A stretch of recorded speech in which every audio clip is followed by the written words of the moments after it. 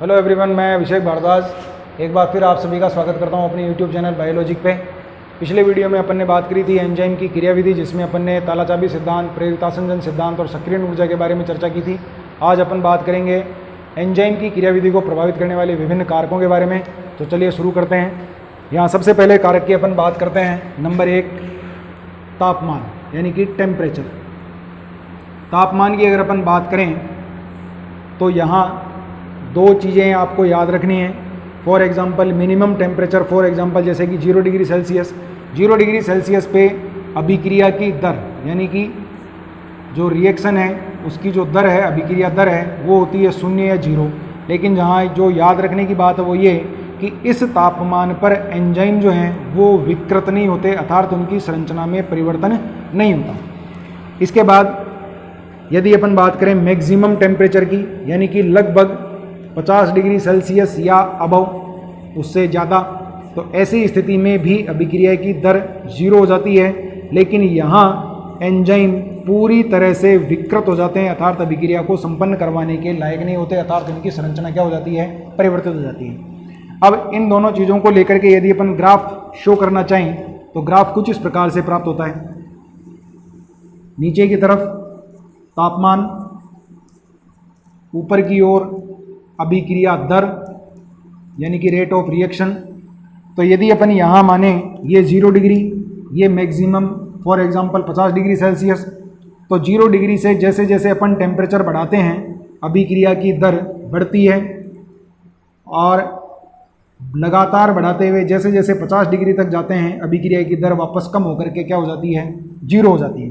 तो यहाँ जो अपने को ग्राफ मिलता है, अगर अपन इस ग्राफ की बात करें तो ये जो पॉइंट है जहाँ अभिक्रिया की दर क्या आती है, मैक्सिमम आती है। तो यहाँ अगर अपन टेम्परेचर की अगर अपन बात करते हैं तो ये आता है 25 डिग्री सेल्सियस से लेकर के लगभग 30 डिग्री सेल्सियस।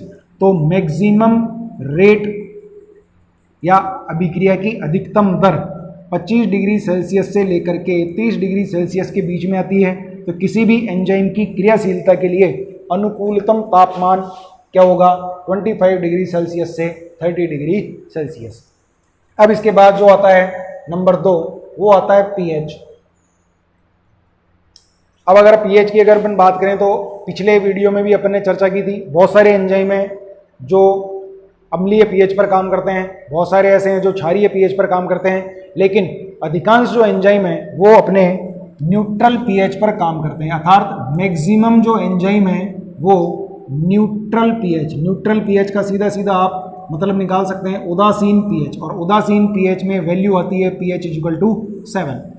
लेकिन बहुत सारे एंजाइम जो कि अम्लीय पीएच यानी कि एसिडिक पीएच पर काम करते हैं, जिनकी वैल्यू 2 या उससे भी कम हो सकती है, फॉर एग्जांपल पेप्सिन, रेनिन, ये ऐसे एंजाइम हैं जो कि अम्लीय पीएच पर काम करते हैं। कुछ एंजाइम ऐसे हैं जो एल्कलाइन यानी कि क्षारीय पीएच पर काम करते हैं, फॉर एग्जांपल ट्रिप्सिन, काइमोट्रिप्सिन, इसके अलावा एरिप्सिन। ये ऐसे एंजाइम हैं जो कि क्षारीय पीएच पर काम करते हैं, अर्थात 7.5 या 7 से ज़्यादा और 8 तक इनकी क्या आ सकती है, वैल्यू आ सकती है। तो यदि अगर अपन इनके लिए भी अगर अपन एक ग्राफ शो करना चाहें तो ये ऊपर की तरफ अभिक्रिया की दर, ये इस तरफ पीएच। तो 0 पीएच से यानी कि अम्लीय पीएच से जैसे जैसे हम बढ़ते हैं तो यहाँ बीच में अभिक्रिया की दर मैक्सिमम आती है, और उसके बाद में अभिक्रिया की दर वापस क्या आ जाती है, 0 आ जाती है। तो जो बीच वाला जो बिंदु है जहाँ अभिक्रिया की दर मैक्सिमम होती है वो आती है pH = 7। अर्थात अधिकांश एंजाइम्स के लिए उदासीन पीएच ही अनुकूलतम पीएच है अभिक्रिया की दर को सही प्रकार से संपादित करने के लिए। नंबर 3 जो पॉइंट है अपना वो है एंजाइम की सांद्रता। किसकी सांद्रता, एंजाइम की सांद्रता। सपोज कीजिए किसी माध्यम में एंजाइम और सबस्ट्रेट दोनों हैं और वो अभिक्रिया कर रहे हैं। प्रारंभिक स्थिति में दोनों की जो मात्रा है, या जो अगर अपन एग्जाम्पल के तौर पे लें, एंजाइम 50 हैं और सपोज कीजिए सबस्ट्रेट 100 हैं। तो एट ए टाइम यदि अगर अपन माने कि एक एंजाइम एक सबस्ट्रेट के साथ मिलकर के ईएस कॉम्प्लेक्स बनाता है, तो इस स्थिति में अधिकतम जो ईएस कॉम्प्लेक्स बन सकते हैं वो कितने बन सकते हैं, 50। लेकिन यदि हम यहाँ एंजाइम की सांद्रता बढ़ा दें, एंजाइम की सांद्रता क्या कर दें अपन यहाँ बढ़ा दें, तो अगर अपन एंजाइम की सांद्रता बढ़ाते हैं तो एंजाइम की सांद्रता जैसे जैसे बढ़ाएंगे, सपोज कीजिए 50 से 60, 60 से 70, 70 से 80, 80 से 90 और मैक्सिमम 100 तक ले जाते हैं, तो यहाँ ES कॉम्प्लेक्स के बनने की दर भी बढ़ती है। ES कॉम्प्लेक्स के बनने की दर बढ़ेगी तो अपने को प्रोडक्ट प्राप्त होने की जो दर है वो भी बढ़ेगी। तो यहाँ जो ग्राफ अपने को प्राप्त होता है रेट ऑफ रिएक्शन यानी कि अभिक्रिया की दर, और इस तरफ एंजाइम की सांद्रता, यानी कि जैसे जैसे अपन एंजाइम की सांद्रता बढ़ाते हैं तो प्रारंभिक स्थिति में अभिक्रिया की दर बढ़ती है, परंतु एक निश्चित सीमा के बाद जाकर के अभिक्रिया की दर क्या हो जाती है, स्थिर अर्थात कांस्टेंट हो जाती है। क्यों? क्योंकि अगर अपन 100 से भी ज़्यादा एंजाइम बढ़ाएंगे तो चूंकि सबस्ट्रेट कितने हैं, 100 हैं, तो 100 से ज़्यादा ES कॉम्प्लेक्स का निर्माण नहीं हो सकता। ऐसी स्थिति में एंजाइम की सांद्रता कितनी भी बढ़ाइए, अभिक्रिया की दर आगे जाकर के पूरी तरह से क्या हो जाती है, स्थिर हो जाती है। अब इसके बाद नंबर आता है 4, सबस्ट्रेट की सांद्रता। सबस्ट्रेट की सांद्रता की अगर अपन बात करें तो ठीक इसी प्रकार की स्थिति है। एंजाइम ये सबस्ट्रेट, इस बार सपोज कीजिए एंजाइम यहाँ 100 हैं, सपोज कीजिए सबस्ट्रेट यहाँ 50 हैं, और यहाँ at a time ES complex maximum बन सकते हैं कितने, 50, और उनसे अपने को क्या मिलेगा, प्रोडक्ट। लेकिन यदि अपन यहाँ सबस्ट्रेट की मात्रा या सबस्ट्रेट की जो सांद्रता है अगर अपन धीरे धीरे बढ़ाते हैं तो इसी ग्राफ को यदि अपन यूज़ में लें, एंजाइम की जगह अपन यहाँ लिख देते हैं सबस्ट्रेट की सांद्रता, अभिक्रिया की दर वो की वही हो जाएगी। तो जैसे जैसे अपन 50 से 60 करेंगे, 70 करेंगे, 80 करेंगे, तो उस प्रारंभिक स्थिति में अभिक्रिया की दर धीरे धीरे बढ़ेगी। क्यों? क्योंकि एंजाइम 100 हैं, सबस्ट्रेट 50 हैं, तो यहाँ तक आते आते यानी कि 50 ES कॉम्प्लेक्स बनने से लेकर के जब तक 100 ES कॉम्प्लेक्स बनेंगे तब तक जाकर के अभिक्रिया की दर बढ़ेगी। लेकिन उसके बाद अपन कितना भी सबस्ट्रेट की सांद्रता बढ़ा दें, इससे ज़्यादा ES complex at a time नहीं बन सकते। क्यों? क्योंकि एंजाइम की सांद्रता निश्चित है, तो उसके बाद अभिक्रिया की दर जो है वो क्या हो जाती है, स्थिर हो जाती है। तो यहाँ अपन ये देख सकते हैं कि सबस्ट्रेट या एंजाइम दोनों में से किसी की भी सांद्रता प्रारंभिक तौर पर जब बढ़ाई जाती है तो अभिक्रिया की दर वृद्धि करती है, लेकिन एक निश्चित सीमा के बाद में जाकर के अभिक्रिया की दर क्या हो जाती है, रुक जाती है। अब इसके बाद जो नेक्स्ट टॉपिक आता है अपना, वो आता है प्रतिस्पर्धी या एंजाइम संदमक। एंजाइम निरोधक या एंजाइम संदमक। एंजाइम निरोधक या एंजाइम संदमक क्या है? ऐसे रासायनिक पदार्थ जो जहां एंजाइम की क्रिया हो रही है या जैविक माध्यम जहां एंजाइम क्रिया कर रहे हैं वहां उपस्थित या अभिक्रिया के दौरान बनने वाले या पहले से उपस्थित जो मध्यवर्ती उत्पाद हैं, विभिन्न दूसरी अभिक्रियाओं के भी हो सकते हैं। ऐसे रासायनिक पदार्थ जो एंजाइम की क्रिया को बाधित कर दें या एंजाइम की अभिक्रिया की जो दर है उसको कम कर दें या रोक दें, तो ऐसे जो पदार्थ हैं वो एंजाइम निरोधक या एंजाइम संदमक कहलाते हैं। अब उनकी प्रकृति के आधार पर ये 2 प्रकार के बताए गए हैं, जिसमें सबसे पहले आता है प्रतिस्पर्धी यानी कि कॉम्पिटिटिव, प्रतिस्पर्धी संदमक या प्रतिस्पर्धी निरोधक। अब प्रतिस्पर्धी निरोधक को अपन इस प्रकार समझ सकते हैं कि सपोज कीजिए ये एंजाइम है, ये एंजाइम की एक्टिव साइट है, ये एंजाइम की सक्रिय सतह है, और ये इसका सबस्ट्रेट है जो ये जिससे अभिक्रिया करता है और ES कॉम्प्लेक्स का निर्माण करता है। और यहाँ एक अन्य रासायनिक पदार्थ उपस्थित है जिसकी स्ट्रक्चर बिल्कुल सबस्ट्रेट के समान है, जिसको अपन I यानी कि इनहिबिटर अर्थात संदमक या जिसको आप कह सकते हैं निरोधक, ये है।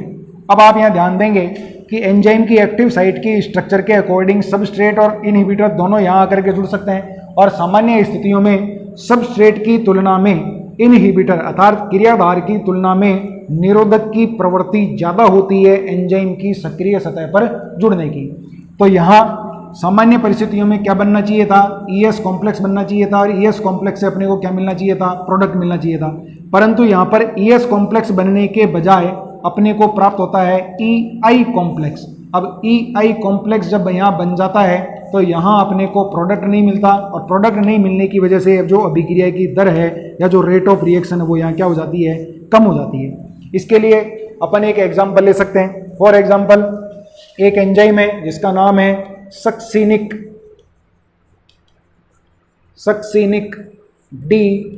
डीहाइड्रोजिनेज। एंजाइम का नाम है सक्सिनिक डीहाइड्रोजिनेज। तो ये तो हो गया एंजाइम। अब यहाँ अगर सबस्ट्रेट की बात करें तो सबस्ट्रेट जो होता है सक्सिनिक डीहाइड्रोजिनेज के लिए वो होता है सक्सिनिक अम्ल। लेकिन यहाँ इनहिबिटर या निरोधक का काम करने वाला जो एक और पदार्थ होता है वो होता है यहाँ मेलोनिक एसिड। मेलोनिक एसिड या मेलोनिक अम्ल।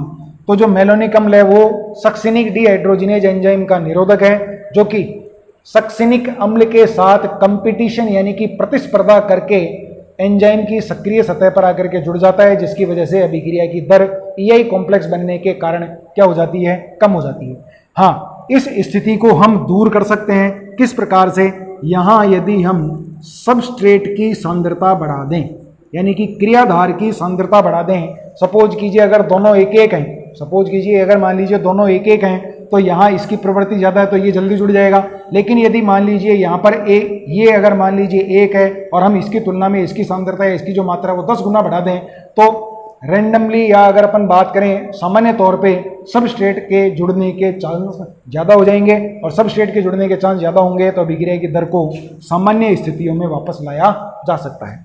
अब आता है नंबर 2, अप्रतिस्पर्धी यानी कि नॉन कम्पिटिटिव। अब जो अप्रतिस्पर्धी निरोधक है, इसमें ये एंजाइम, ये उसका सबस्ट्रेट और यहां है इनहिबिटर। अब यहां ध्यान देंगे एंजाइम की ये है सक्रिय सतह। अब सक्रिय सतह के अलावा एंजाइम में एक एलोस्टेरिक सतह और होती है, जहां ये इनहिबिटर जाकर के जुड़ जाता है। तो यहां ये इनहिबिटर सपोज कीजिए यहां आकर के ये जुड़ गया। जैसे ही इनहिबिटर यहां आकर के जुड़ता है तो इसकी सक्रिय सतह में परिवर्तन हो जाता है, और सक्रिय सतह सपोज कीजिए परिवर्तित होकर के कुछ इस प्रकार की हो जाती है। ये यहाँ पीछे की तरफ आपका इनहिबिटर जुड़ा हुआ है, ये एंजाइम है, ये सक्रिय सतह, ये बाद में। तो अब आप यहाँ ध्यान देंगे जो सक्रिय सतह है वो सबस्ट्रेट के अकॉर्डिंग नहीं रही, तो इसका मतलब क्या हुआ, ES कॉम्प्लेक्स का निर्माण यहाँ पर नहीं होगा। ES कॉम्प्लेक्स नहीं बनेगा तो प्रोडक्ट नहीं मिलेगा, और प्रोडक्ट की स्थिति अगर नहीं आएगी तो अभिक्रिया की दर क्या हो जाएगी, कम हो जाएगी।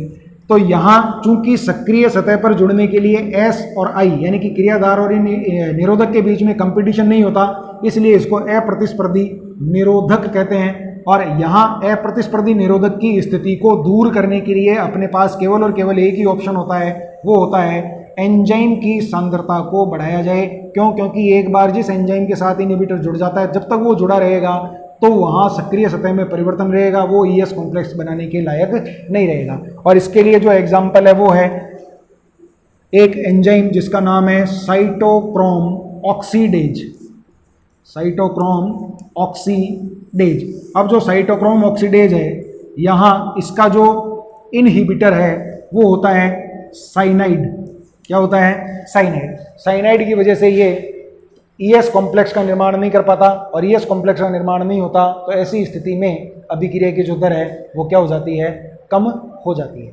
तो यहाँ अपन ने अभिक्रिया के या एंजाइम की क्रिया को प्रभावित करने वाले कारकों के बारे में बात की। यहाँ से आपको डेफिनेटली प्रश्न मिलता है बोर्ड एग्जाम में, एंजाइम निरोधक किसे कहते हैं, एंजाइम निरोधक के विभिन्न प्रकारों को उदाहरण सहित व्याख्या सहित समझाइए। इस प्रकार का प्रश्न बोर्ड एग्जाम में काफ़ी बार आया है, तो आप इसको अच्छी तरह से तैयार करें। नेक्स्ट वीडियो में एंजाइमों के वर्गीकरण और उनके नामकरण की पद्धति के साथ मिलेंगे। Thank you.